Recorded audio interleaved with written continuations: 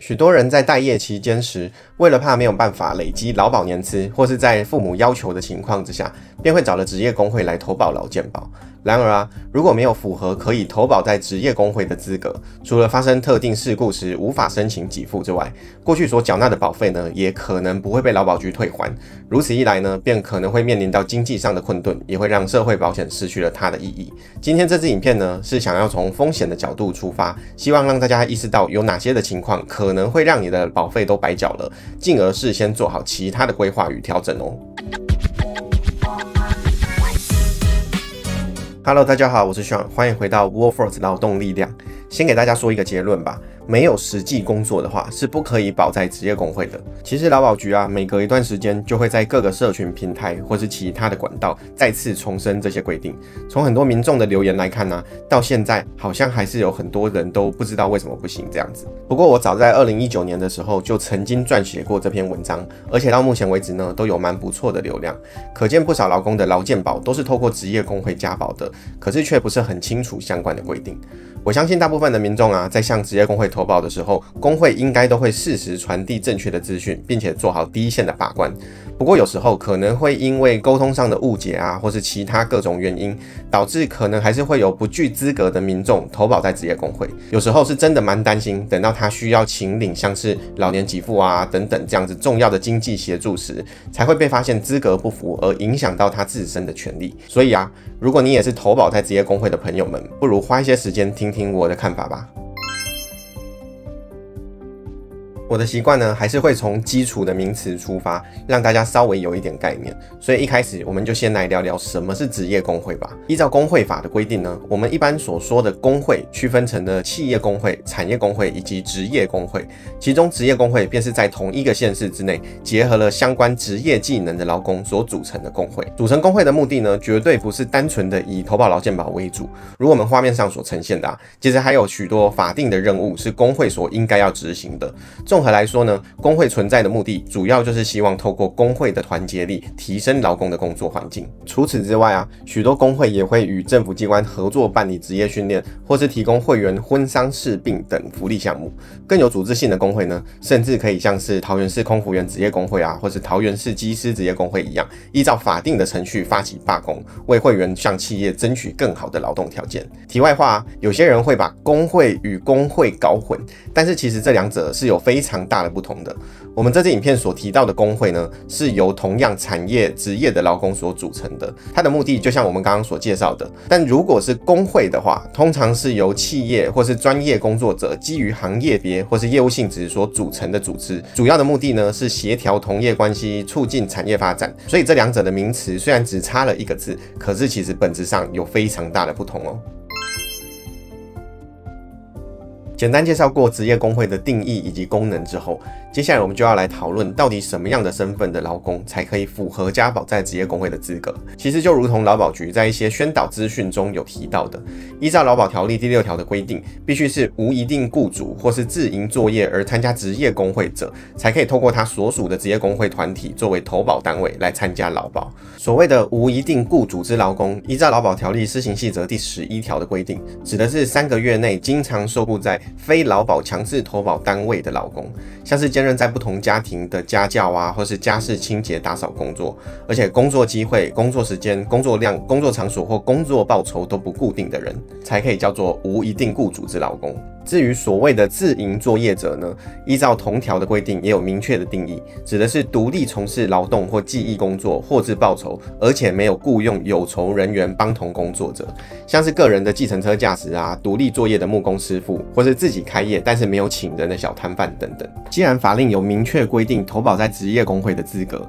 换句话说呢，如果没有符合法定资格的话，只是单纯在待业或是根本没有工作意愿的情况之下，其实就不可以投保在职业工会来去累积投保年资。我们在这边引用劳保局在文宣中所说的重点，那就是劳工保险为在职保险，必须实际从事工作才可以加保。这样子的规定呢，其实对于其他有实际从事工作并且核实缴纳保费的工作者来说，其实也是比较公平的。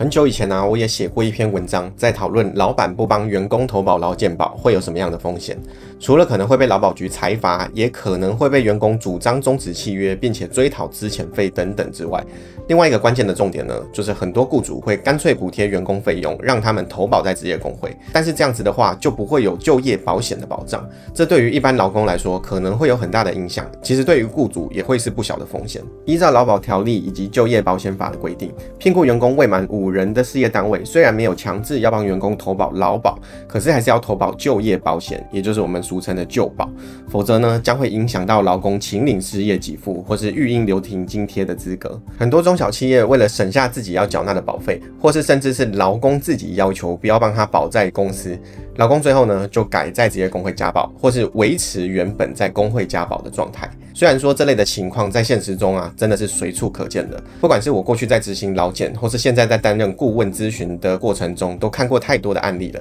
可是本质上这样子的做法就是完全不符合规定的。我相信很多劳资双方之间自己也是非常清楚的。劳保局在自己的网站中也有列出过民众过去所提出的疑问以及他们的回应，其中就有提到，如果投保单位违反规定，没有替所属劳工办理投保手续的话，除了会被处以罚锾之外呢，劳工因此所受的损失还必须由投保单位负责赔偿。换句话说，替员工投保劳保、就保、灾保是雇主的责任，这项责任不会因为员工已经在职业工会加保而就免除掉。再更具体来说就算求职者自己表明不愿意加保，或者是他已经有投保在职业工会，雇主依法来说呢，还是要帮他投保相关的保险，特别是就业保险的部分。万一劳工未来被雇主资遣而需要申请失业给付，或者是有了小孩却领不到育婴留停津贴的话，可能就会依照就业保险法的规定来向雇主求偿相关的损失了。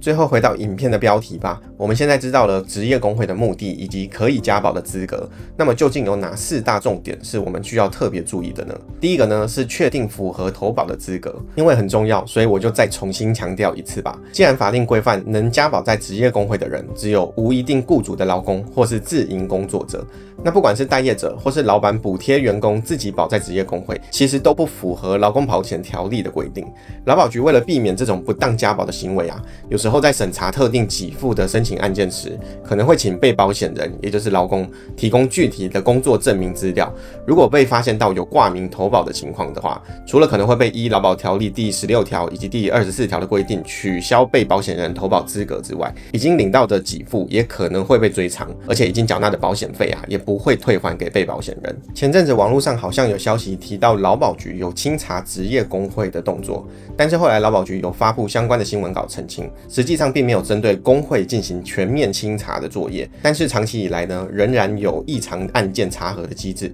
所以建议大家还是要遵守法令规定来投保，不要有侥幸的心态会比较好一点。第二个重点呢是投保的时候要依照职业类别来去选择适合的职业工会，就像我们前面所提到的规定，职业工会是由同一个县市之内相同职业技能的劳工所组成，无论是无一定雇主的劳工或是自营工作者，在选择职业工会的时候，也应该要加入实际上从事的工作为主。举例来说像是在台北市从事建筑相关工作的自营工作者，那就可以加入到台北市营造业职业工会。如果是像从事木作装潢的工作则可以加入到台北市木工业职业工会。每个县市既已成立的职业工会，或许名词上会略有不同，但是大众所知的行业基本上应该都找得到相关的组织。但假设是投保在非本业的职业工会，那又会怎么样呢？依照劳保局先前的解释，由于职业灾害保险会依照行业属性而有费率上的差异，所以为了避免职灾事故认定以及给付会产生一些相关的争议，劳保局发现之后呢，也会辅导劳工转由本业相关的职业工会来投保。第三个重点呢是投保之后还是要随时注意工会营运的状况。有些工会呢，在缺乏管理的情况之下，也是有可能会产生财务上的危机的。这时候除了将影响到会员的福利之外，也有可能会影响到劳保给付的权益